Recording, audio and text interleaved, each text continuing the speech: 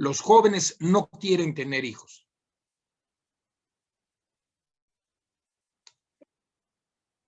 Ahora bien, otro aspecto que es muy importante. La mayoría de los niños que nacieron entre el 2009 y el 2019 nacieron de madres solteras o de uniones libres. No solamente hay un proceso exponencial de crecimiento en el divorcio, no solamente hay una contracción del matrimonio, sino que además los niños, en su mayoría, en el 2019, las 2/3 partes de los niños que nacieron en Querétaro nacieron de madres solteras y de uniones libres. Y esto ya plantea una cierta condicionalidad para el desarrollo del niño, porque si es una madre soltera, con el apoyo del abuelo, del tío o de una persona cercana, pero que sea, digamos, muy bien reconocida, valorada por la familia, tendrá ese apoyo el niño. Pues entonces habrá una ausencia en el corazón del niño. Las uniones libres, platicando con uno de los grados de lo familiar, nos decían que las uniones libres son muy, muy inestables. La mayor parte de los divorcios, bueno, en este caso, pero la separación, y de acuerdo a la legislación en Querétaro, jurídica, después de ciertos años de vivir en unión libre, pues resulta que significa una parte importante de los juicios que se llevan a cabo en el Poder Judicial y por tanto absorbe muchos de los recursos de ese poder de gobierno. Ahora, como consecuencia de esto, estamos observando otra situación que hay que tomar muy en cuenta, que es el rápido con jefatura femenina. Fíjense, en el 2000 eran alrededor de 18%. Hoy día es la tercera parte. Y eso está relacionado en cierta medida también con la participación de la mujer en la, es decir, ingrese al sector laboral. En el 2000, la tercera parte de las mujeres laboraban, pero ahora es más de la mitad.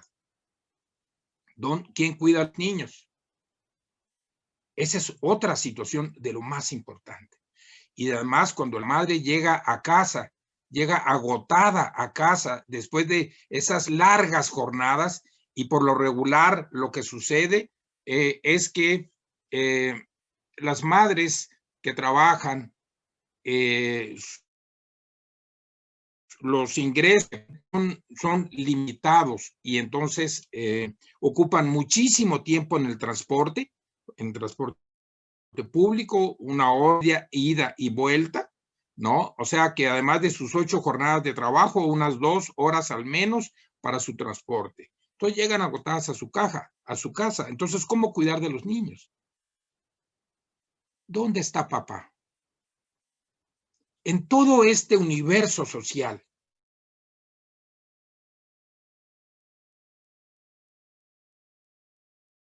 En muchos de los casos, ausencia de unión en las cifras, por separación física o emocional.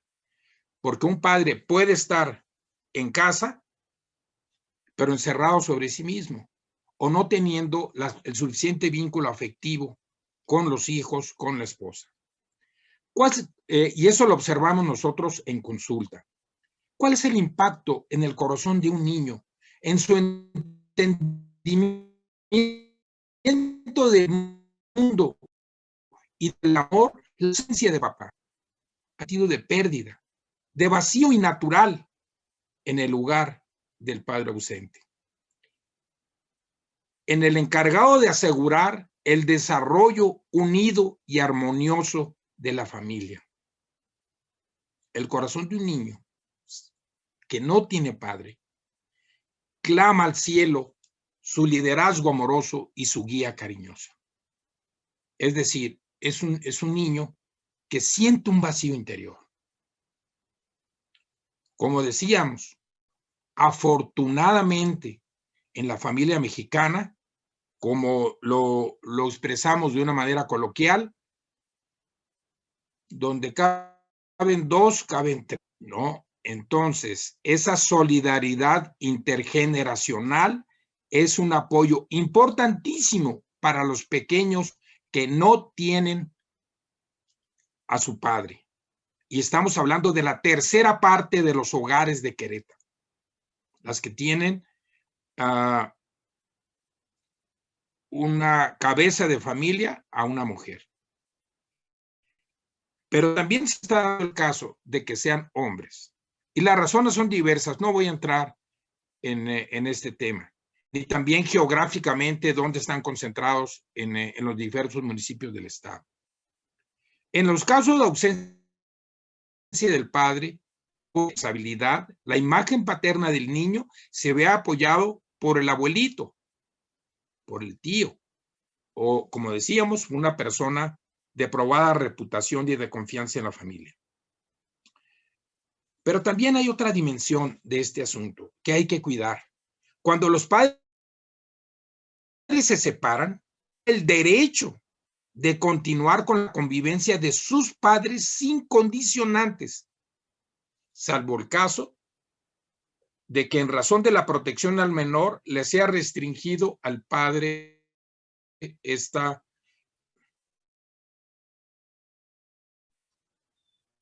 Apunto lo siguiente.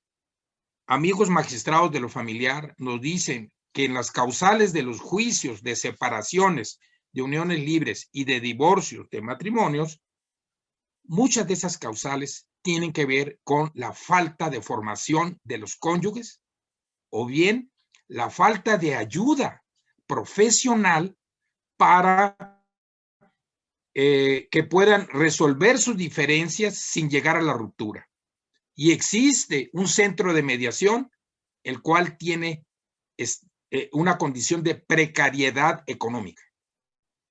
Y podemos decir también que en el registro civil, donde se hacen los matrimonios civiles, ¿no? Existe también, incluso legalmente se les solicita que tomen un curso y se les da un video y nadie vigila si lo vieron, si no, lo que sea, porque no hay recursos económicos para eso. No hay recursos económicos para fortalecer a la familia.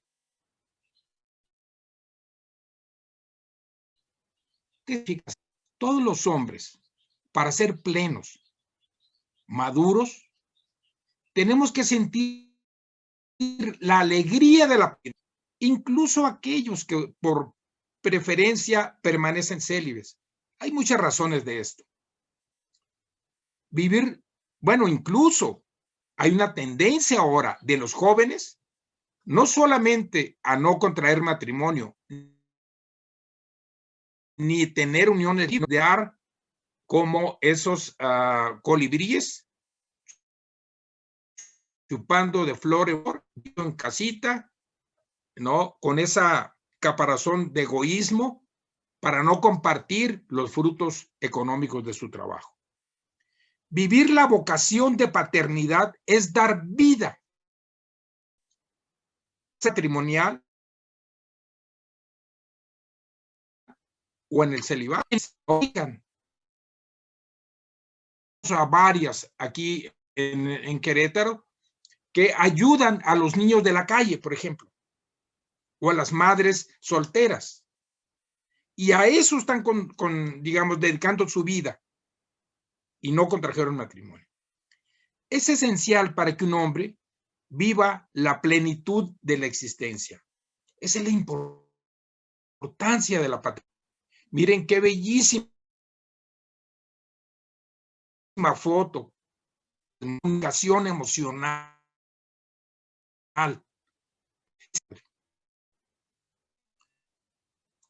¿Cuál es la importancia del padre en la vida de los hijos?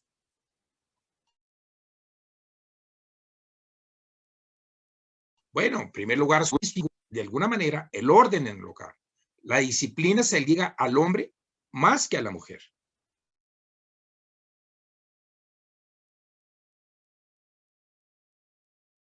No quisiera interesar eso. Tal vez a ello se deba que las madres solteras, separadas o divorciadas, padecen más de casos con hijos rebeldes. Eso lo vemos en consulta. El otro es la cercanía afectiva. Los hijos varones suelen identificarse con el padre y cuando no encuentra ese patrón, actúa de forma irreverente, es decir, con cierta rebeldía, como un mecanismo de defensa. Le falta a su padre, pero no lo expresa de esa manera. Por su parte, las niñas ven en el padre un amor, ese primer amor que las consiente, les da cariño.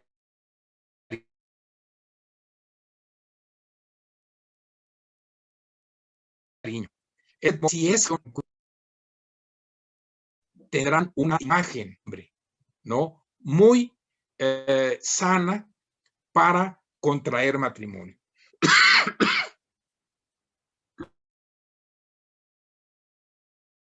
Lo inverso también es cierto. Si paran, ¿no? Del padre, es momento de guiarlas. Es posible que el sentimiento de pérdida los lleve a estar deprimidas. Por eso hay que poner mucha atención con las niñas. Miren qué foto tan hermosa. La importancia del padre, un modelo a seguir, el papá. Fíjense, en esta imagen está el hijo, el papá del hijo y el pequeñín que viene atrás. O sea, y fíjense cómo tiene las manitas exactamente como la tiene su padre y su abuelo, ¿no? Porque es un modelo de seguir. Es el primer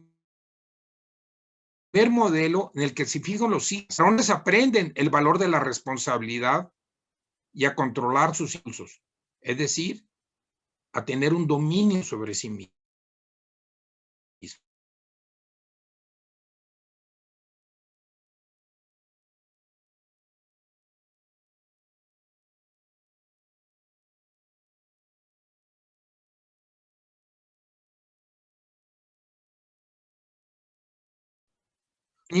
De la persona con vida personal invaluable. Los hombres son los que más se consideran apropiados la defender. ¿Cómo afrontamos la adversidad? Y es sentirnos apoyados y protegidos. Esa es la importancia del padre. Pero hay otros dos elementos muy significativos. La seguridad económica. Décadas atrás, el padre era definido como el principal proveedor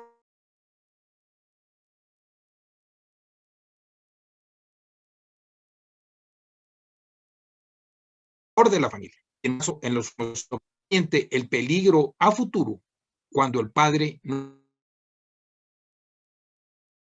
no es el que aporta la solvencia. Para todos nosotros, la sociedad, el mundo en general, nuestra sociedad queretana, tiene un proceso de cambio. El mundo ha evolucionado. Muchas mujeres han aprendido a llevar la responsabilidad de ser padre y madre a la vez. Los padres deben mantenerse cerca, aunque no vivan juntos. El hecho de que se hayan separados es muy importante.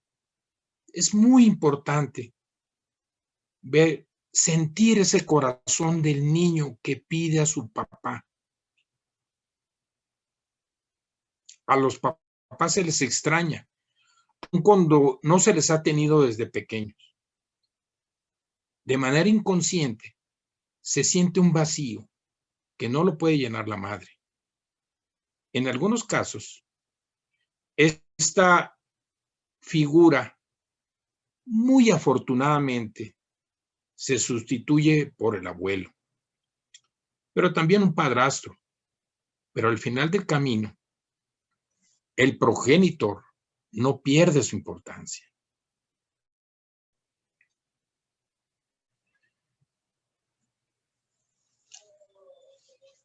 Al término de la Segunda Guerra Mundial, en Europa, con la devastación que sufrió Europa, quedaron muchos niños huérfanos, que los mandaban a hospicios, los mandaban a hospitales, y los pequeñitos tenían todos los cuidados en la alimentación, los cuidados en higiene, en el lugar donde dormir, su ropita limpia, etc. Sin embargo, de manera preocupante, los profesionales que estaban al cuidado de esos niños, psicólogos, psiquiatras, médicos, etcétera, veían con desconcierto que los niños estaban muy tristes y mucho de tristeza. Y se preguntaron, ¿qué pasa? Si los cuidamos, si los alimentamos, si los protegemos del frío. Sí, el cuerpo era atendido, pero no su alma. Les faltaba el cariño. Les faltaba ese apego, esa necesidad que tenemos los seres humanos de establecer vínculos afectivos fuertes con los padres o con las personas que en un momento dado ocupan ese lugar, que pueden ser incluso los cuidadores de los niños. Esa ausencia de vínculo afectivo era la causa, y eso fue el diagnóstico, de que los niños murieran. De ahí que es tan importante el apego afectivo entre los seres humanos. Y este apego se inicia de los primeros instantes de la vida del hijo. Se estructura a lo largo de la vida humana. Pero si una persona, por su situación particular, no tuvo la oportunidad de tener esos cuidados de sus padres, tenemos una ingeniería, por decirlo así, desarrollada en nuestra biología, que esa relación de apego, ¿no?, se puede establecer en el vínculo afectivo con la esposa. Y eso es una cuestión muy importante. Hay esa capacidad de resiliencia, esa capacidad de, digamos, como de sanar lo que no se protegió, no se cuidó apropiadamente en los primeros años del niño. Entonces, este aspecto es muy importante, porque así como nuestro cuerpo tiene su sistema inmune que nos protege y que nos puede restituir la salud si sabemos cuidarlo adecuadamente. Recuerdo un consejo de uno de los doctores más sabios que he conocido, ¿no?, Demetrio Sodi, cardiólogo, fue quien desarrolló a nivel mundial la interpretación de los electrocardiogramas, cardiólogo, geriatra, tenía muchas especialidades. Él decía, lo mejor que se puede hacer con el cuerpo humano para ayudarle a que sane es ayudarle a que cumpla las funciones para las cuales está diseñado. Eso es lo que nosotros también tenemos que hacer en el orden emocional. La vida no tiene sentido si no hay amor. Fuimos creados por amor, para el amor. Esa es la verdad del ser humano. Y eso significa la relación de apego. Ese vínculo afectivo con mamá primero, con papá enseguida, con los dos, y después se va extendiendo, ¿no?, hacia los hermanos, etcétera. Es fundamental ese vínculo afectivo. Hablemos un poquito de las diferentes edades y la relación con los padres. En los primeros años del pequeñín, pues tenemos que el vínculo afectivo fuerte que desarrolló, ¿no?, desde el vientre materno, ¿no?, y desde los primeros años de existencia, permanecen aún en ese periodo que le pusimos del kinder, de los 3 a los 6 años. La mamá es más relevante que el papá. No quiere decir que el papá no tenga su importancia, la tiene, pero la mamá es más importante para el bebé. Pero en la primaria, de esos 6 a 12 años, es cuando empieza a haber ese equilibrio emocional. Es cuando la mamá y el papá son los héroes de los hijos. Yo quiero ser como papá. Yo quiero ser médico como mi papá. Mi papá es fuerte, ¿no? Mi mamá es una maga. No le tengo que decir lo que yo siento, lo que estoy pensando, y ella sabe lo que me está pasando. Mamá es una maga. Yo recuerdo en casa, cuando vivíamos en la Ciudad de México, teníamos una fiesta. Habíamos recibido a varios amigos y uno de nuestros hijos, el pequeño, nada más tenemos dos, como les comentaba, entró de repente del jardín y pues mi esposa estaba ahí en la chorcha con todos los amigos y voltea, lo ve y le dice, ¿con quién te peleaste? Y voltea nuestro hijo que se llama Leonardo. Ay, mamá, pareces maga, todo lo sabes, ¿no? Es esa intuición, es ese conocimiento tan profundo que va desarrollando la mamá en ese vínculo afectivo con su hijo y en esa relación de corazón. Porque la madre tiene esa capacidad. En cambio, el papá está más orientado a mostrarle el hijo o la hija el mundo, a saber cómo enfrentar el mundo, a prepararse para ello. Y bueno, en esta tercera etapa de la educación secundaria y preparatoria es cuando estamos en la adolescencia. Y aquí se empieza a invertir esta relación con los padres. Aquí el papá tiene una mayor importancia. Y la mamá, que es quien conoce los sentimientos, las reacciones del niño, es quien recibe más reclamos del adolescente.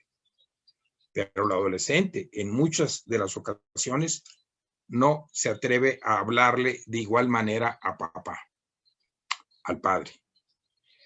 Y en la adolescencia, ¿no? Pues como sabemos, es esa etapa importantísima donde el crecimiento y la maduración del niño alcanza al término de esta etapa, ¿no? La madurez psicosocial y también reproductiva y física, ¿no? Queda conformado en este proceso al término de la adolescencia. Entonces, el papá empieza a ser más importante, porque en medio de todas las dudas que tiene un adolescente, donde está dejando de ser niño, pero no es todavía un adulto, en donde las hormonas, ¿no?, se manifiestan y empieza a crecerle el vello, salirle bigote, a engrosar sus músculos, etcétera, etcétera, ¿no? Entonces empieza a a separarse de sus padres, a buscar su independencia, su propia identidad y a bregar con todas esas inquietudes y dudas, y el papá tiene un papel muy importante en esta etapa. Le debe dar seguridad, le debe de dar calma y le debe de dar la certeza de que es un hijo amado. Se dicen muchas cosas de papá y mamá, pero ¿en qué son iguales? Ya decíamos que, por ejemplo, la visión con la que ven las cosas las madres es muy distinta, o la mujer es muy distinta a cómo la ve el hombre. Los hombres tenemos mirada de túnel, nos enfocamos en un punto. En cambio, la mujer puede ver 6 cosas a la vez. Eso es algo cotidiano, ¿no? Que lo sabemos que es así. ¿Pero en qué son iguales? Hay diferencias. La madre, ¿no? Sin duda tiene una percepción y un enfoque hacia el corazón, hacia los sentimientos del niño. Y el padre es más objetivo y es más hacia la parte lógica y hacia la parte de cómo enfrentar las cosas. Yo recuerdo que con mis hijos, cuando llegaban de la escuela, estaban pequeñitos en la primaria, llegaban y como todo niño, llegaba y abría la puerta, dejaba su mochila, su suéter y venía corriendo. Y su mami, no, su mamá, inmediatamente le preguntaba, ¿cómo te fue, mijito, en la escuela? ¿Cómo te fue con aquel niño que te estaba molestando? Los sentimientos, la importancia de los sentimientos. En cambio, yo recuerdo en esa etapa que le preguntaba que si le alcanzó el dinero que le di para el recreo. O cuánto nos sacamos en la tarea. Porque los acompañé a mis hijos a estudiar en toda la primaria y también en la secundaria. Más a la distancia en la secundaria, pero siempre al pendiente. Entonces, en ese sentido, tenemos una manera de ser diferentes, complementarias, pero diferentes. ¿Pero en qué sí somos iguales? En primer lugar, en el apego y cercanía que ambos sentimos por nuestros hijos. Los amamos. Y ese es un sentimiento compartido, en que los dos, el padre y la madre, están emocionalmente comprometidos con criar a su hijo, con que sean personas de bien. O sea, no me ha tocado a mí conocer personas que deliberadamente están pensando hacer de sus hijos unos malvados. Podemos equivocarnos en la educación y nos hemos equivocado, sin duda, pero estamos comprometidos emocionalmente para ser de nuestros hijos buenas personas. Ambos desean estar conectados con su hijo por toda la vida. Nadie está pensando en que una vez que ya te puedas valer por ti mismo, adiós, ya no quiero saber de ti. No, eso no sucede. No sucede en la mayor parte de los casos. Los dos son padre y madre, son capaces de detectar las señales de hambre, de cansancio, de dolor del hijo. Sin embargo, la madre, su conocimiento es mucho más profundo, pero ambos tienen esa capacidad de saber lo que necesita su hijo. En familias monoparentales, cuando el hogar está presidido por la mamá sola o el papá solo, la angustia y preocupación por la crianza de los hijos suele ser la misma en la inmensa mayoría de los casos. ¿Cuál es el rol particular del padre? Fíjense, la forma de jugar. El papá es como un gimnasio para el hijo, ¿no? Lo carga, lo levanta, lo tira al aire, le pone retos, ¿no? Y como en la imagen está jugando a las vencidas. En cambio, la madre, ¿no? Se vincula con el hijo a través de algunos medios, como pueden ser los juguetes con los bebés y con los pequeñitos. La forma de carga.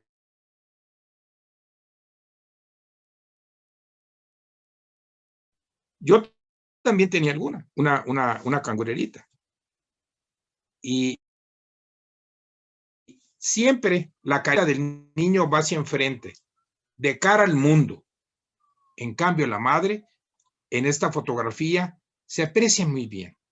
La carga hacia sí, hacia su corazón, en ese contacto afectivo con su bebé. El hombre trata de que el niño, introducir al niño al mundo, a la aventura de conocer la maravillosa creación. Un papel importantísimo del padre es desarrollar en el hijo la tolerancia a la frustración. Hoy día, muchos de los jóvenes tienen la circunstancia de que no toleran la frustración. Todo lo quieren rápido y fácil, que no cueste trabajo. En cambio, el padre normalmente, a menos que no cumpla con su función, desarrolla la cultura del esfuerzo, el reto, la fortaleza ante la adversidad, la resiedumbre del carácter para vencer. Eso es más propio del padre. En estas fotografías, el padre, no sé si lo logran observar, pero está lanzando al hijo y lo suelta. Está aprendiendo a manejar su bicicleta. Y el padre le advierte al niño. Trae sus rodilleras, trae su casco, etcétera, pero le advierte. Te vas a caer. Como cuando aprendiste a caminar. Pero levántate. Estaré contigo. Y si te raspas, voy a llevar un curita o algún mertiolato o algo para ayudarte a que te recuperes. Fíjate, solo así se aprende. Ese es más el carácter propio del padre que de la madre. Otros dos aspectos del rol del padre. ¿Cómo enfrenta los errores del hijo el padre? Por ejemplo, el niño dice, a mí no me gustan las lentejas o no me gusta la col. Y el padre le dice, bueno, pues si no te comes tú la col, la consecuencia va a ser que no vas a tener postre. ¿Y qué le dice la madre? No, mijito, pero ¿cómo no lo vas a comer si estuve yo tantas horas preparándolo con todo mi corazón para que quedara rico y tú no lo quieres comer? Es distinto la manera como se enfrenta. Yo recuerdo en el caso del abuelito de mi esposa, era un militar, ¿no? Que el papá de mi esposa contó que en una ocasión estaban comiendo y no le gustó una comida y la dejó, la retiró el plato y el abuelito volteó y le dijo, ¿por qué retiras tu plato? No, porque no me gusta esto. Muy bien, sírvanle el doble y no te levantas de aquí hasta que termines y vas a cenar lo mismo y en los próximos 3 días también. Tienes que acostumbrarte a comer lo que se te ponga en el plato, en la mesa. ¿Por qué? Porque deberías de dar gracias de que tienes alimento. Y muchos no tienen esa oportunidad que tú sí tienes. Así que tienes que formarte el carácter de aprender a ser flexible, de aprender a aceptar lo que se te proporciona para tu sustento y no despreciar el esfuerzo de tus padres. Ambos, con la manera de ser distinta, forman la conciencia y la disciplina del niño. Otro aspecto de lo más importante es que el padre pone las expectativas de logro de los hijos. Una de las autoras que leí para esta presentación, una pediatra, que ha trabajado muchísimo con familias, decía que en la introducción de su libro le impresionó muchísimo que en una ocasión su padre estaba hablando por teléfono ahí en el estudio y entonces ella iba a platicar con él, pero vio que estaba ocupado. Pero cuando escuchó su nombre, se quedó quietecita escuchando lo que decían de ella. Entonces el padre, que era médico, le dijo a un amigo, que también era médico, le dijo, pues mi hija va a entrar a esta universidad, ¿no? Porque ama la medicina al igual que yo y tú. Entonces, la hija se quedó perpleja porque había sido rechazada en 2 universidades y el padre lo dijo con tal certeza que influyó sobre la decisión de la hija e insistió y se graduó con honores. De acuerdo a la Organización Mundial de la Salud, hay 3 etapas en la adolescencia de los hijos. ¿Y por qué vuelvo a este punto? Nada más para enfatizar que en este periodo es un periodo de turbulencia emocional, de turbulencia en la forma importante es que de adolescencia temprana termine con la adolescencia tardía, con una estructuración personal que le dé esa seguridad en sí mismo, esa capacidad de pensar en un proyecto de vida personal, ¿no? Y que pueda enfrentarse a la vida de la mejor manera. Esa es la tarea de los padres, con muchísima paciencia que hay que tener en la adolescencia. No me quiero meter en los detalles, en las características de la adolescencia temprana, las características físicas, emocionales, etcétera.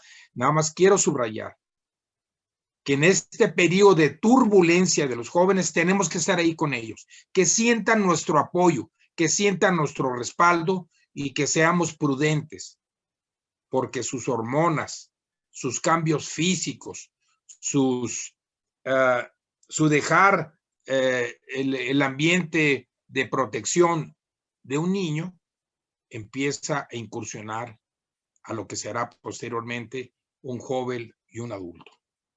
Y tenemos que estar con ellos. ¿Cuáles son los temas de conflicto más recurrentes de los adolescentes? Las amistades. Esa amistad no te conviene, mijito. Ya viste que se juntan y se ponen a fumar, se ponen a tomar, etcétera, y son un desastre en el barrio, ni estudian ni trabajan. Los horarios de llegada y los permisos.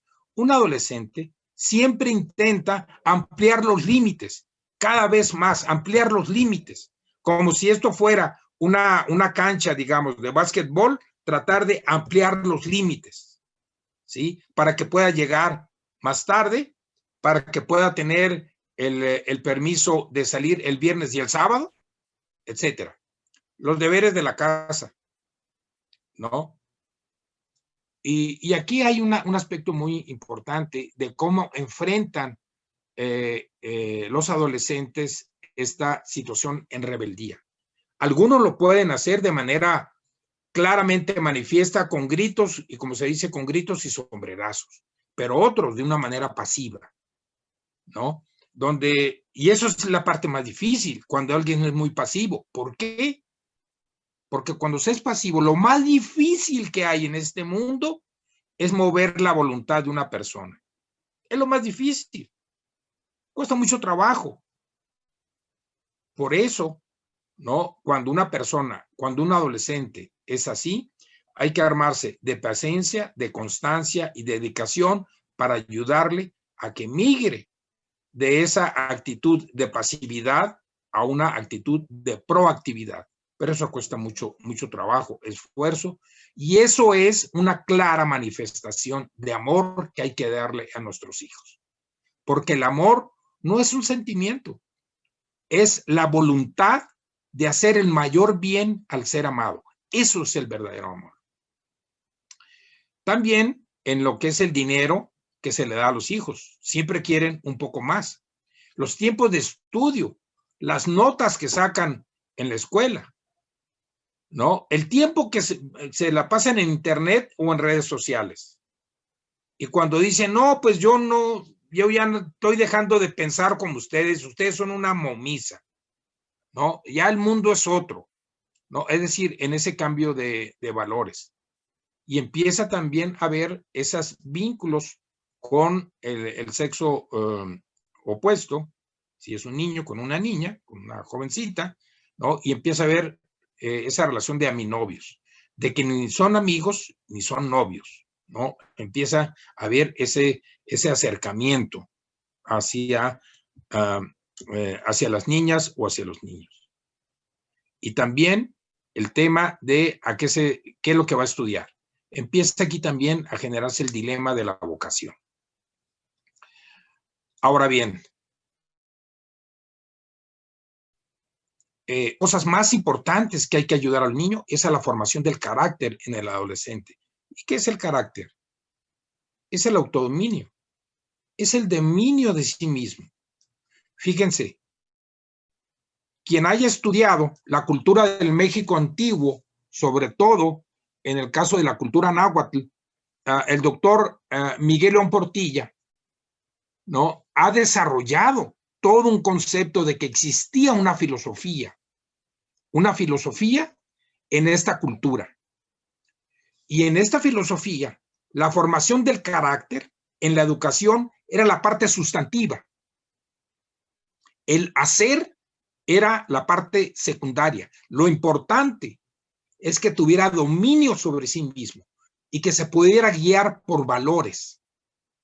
Eso nos hace falta en nuestra educación. Yo he sido presidente del Consejo Técnico de una institución educativa, desde preescolar hasta la preparatoria, y notamos esa ausencia. Somos demasiado complacientes. No les ayudamos a que desarrollen esa capacidad de frustración y en la cultura del esfuerzo. Por eso es muy importante la formación del carácter. Y bueno, pudiéramos, digamos, definir que hay tres tipos, hay más destacados, por decirlo así: racionalista, aquel joven adolescente que si no le parece lo que le dicen, como dicen ellos, si no le cuadra, no actúa, no lo hace. El voluntarista, no importa si está bien o está mal, lo que me están pidiendo es hacerlo. Es decir, ahí le falta la conciencia de decidir sobre si está bien o está mal lo que se hace. Y el que es más débil, el carácter más débil, es aquel que está dominado por los sentimientos. Porque eso sucede con los niños. Ya en esa etapa de adolescente, pues ya no eres un niño. Bueno, vamos a comentar algunos tips ya para ir cerrando esta charla, ¿no? Para crear a niños que sean felices y sean exitosos o tengan la capacidad para enfrentar la adversidad con carácter. En primer lugar, cuando el padre va a tratar algún asunto con sus hijos, es conveniente, es muy recomendable platicar con la esposa primero. ¿Por qué razones? porque la esposa ha pasado mucho tiempo de su vida con los hijos. Conoce a profundidad sus sentimientos, su manera de pensar y reaccionar. Entonces, escuchar un consejo de alguien que los conoce tan a fondo antes de hablar con un hijo es muy prudente, es muy conveniente. Es una buena recomendación, un buen tip que les puedo dar. Otra cosa importante es juega con los hijos. No seas un padre formal, un padre almidonadre que cuide mucho su figura, su autoridad. Nosotros también fuimos niños. Y una persona verdaderamente que hace contacto con otra es cuando es flexible, cuando es capaz de volver a ser niño con los niños. Claro, uno no es amigo de los hijos, uno es el padre, ¿no? Pero sí que exista esa cercanía con los hijos. Y el juego permite eso. Desarrolla afectos y crea recuerdos inolvidables. Yo me puedo acordar, no obstante que hace ya muchos años, cuando mi padre nos llevaba al rancho de unos tíos, allá en Sonora, porque soy sonorense. Y me acuerdo como si lo estuviera viviendo ahorita mismo. Cuando íbamos al río, cuando nadábamos, cuando tempranito nos levantamos en la madrugada con mi padre a ordeñar las vacas, ¿no? Que para mí fue una impresión gigantesca, pero después ya me fui acostumbrando a recoger los huevos ahí en el gallinero, etcétera, etcétera, para poder desayunar. Y eso, esas vacaciones, ese compartir con mi padre era, cuando vivía en Sonora, era una especialista en demoliciones, ¿no? Trabajaba en una mina, una compañía minera. Yo nací en Cananea, Sonora, ¿no? Entonces, nos llevaba, estando muy pequeñitos, a los cursos de preparación de seguridad industrial.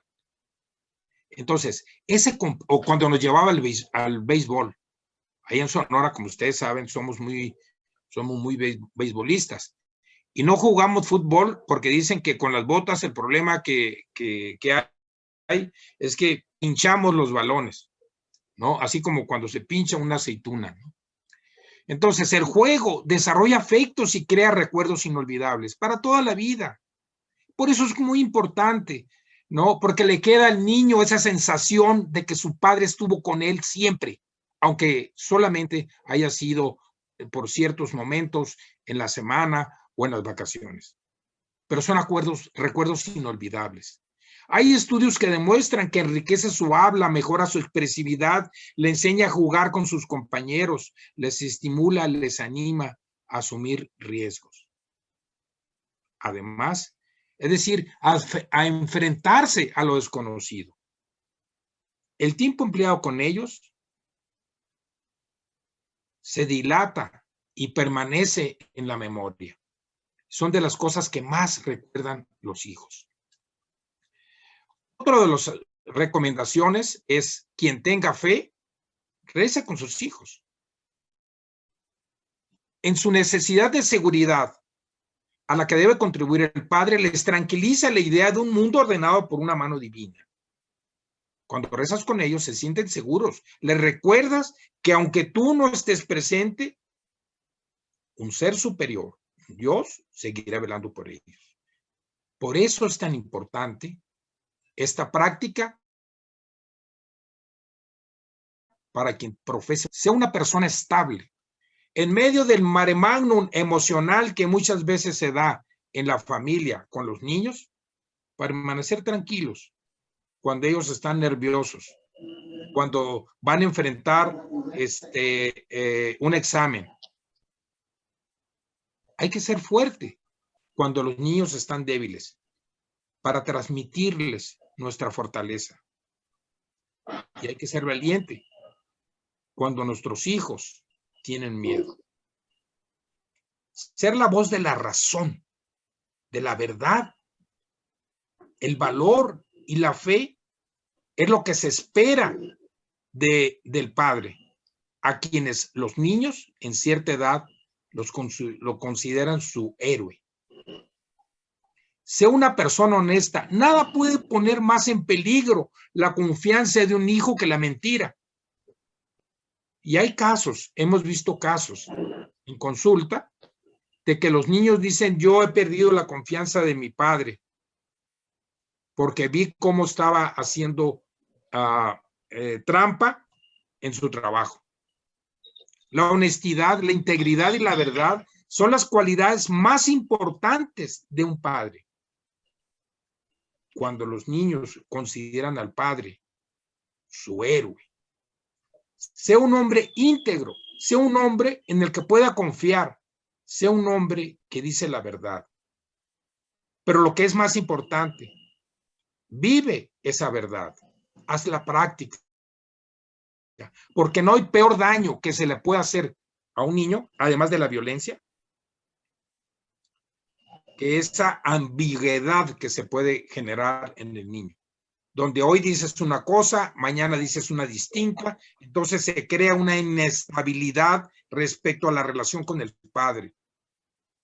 Mantente firme. La disciplina es muy necesaria. Por eso es muy importante las normas y los límites. Las dificultades no vendrán solo de los hijos, puede que también de los padres, de sus amigos, pero un sí nuestro debe de significar un sí y un no es un no. No un sí significa un no y un no como un sí, así como la chimoltrufia. No. Por eso es muy importante que la honestidad, la firmeza y las normas sean una conducta normal hacia los hijos. Esta es una de las mejores recomendaciones que les puedo dar. Acuerda con tus hijos una cita semanal de manera individual con cada uno de ellos, si tienes más de uno. Lo importante es estar disponible para él en forma relajada, para que te cuente sus cosas, para que se diviertan, para fortalecer ese vínculo afectivo. Porque cuando tengan un problema, tendrán más confianza y la oportunidad para planteárselo al papá a solas en esa cita semanal. Y esa cita debe ser tan importante como una cita de negocios, como una cita que hace uno con la esposa para llevarla a cenar. Eso debe de cumplirse, debe de respetarse, porque el niño, ¿no? El hijo se va a sentir en ese respetado, se va a sentir querido, atendido, importante. Mantente comprometido con tus hijos. Habrá días, ¿no? Esos días difíciles que a veces se nos presentan, que no, híjole, uno no quiere ni levantarse. Ya uno no quiere, uno no se aguanta ni solo, por decirlo.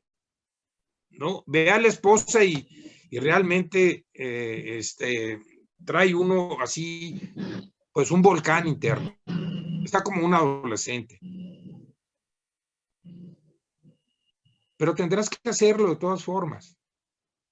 Eso es lo que significa estar comprometido con tu trabajo, con tu esposa, con tus hijos. Es la perseverancia cuando se produce un divorcio o bien un alejamiento emocional en la adolescencia o juventud que aparece irreversible. Pero nada es irreversible. Solo hay que perseverar en amarles, en estar siempre disponibles para ellos. Que les quede plenamente la convicción en el corazón de que mi padre siempre ha estado para mí. Gracias.